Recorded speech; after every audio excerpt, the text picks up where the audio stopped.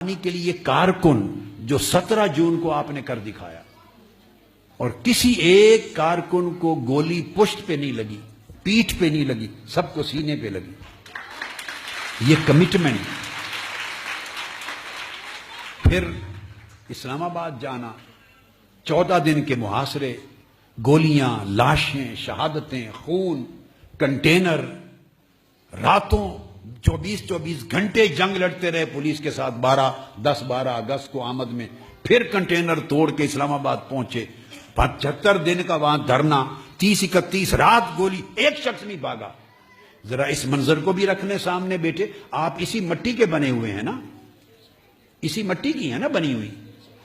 کنٹینروں کی حفاظت میں آپ ہاتھ مانگ کے کھڑی تھی نا. اور ابھی 2 نومبر کو جو ہوا کسی اور کے ساتھ وہ بھی دیکھ لیں. ایک بچہ اور بچی ان کے فین ہیں، گھر سے کوئی نہیں نکلا ان کے لیے. 2 نومبر کو لیڈر گھر میں بیٹھے رہے، لیڈر گھر میں بیٹھے رہے.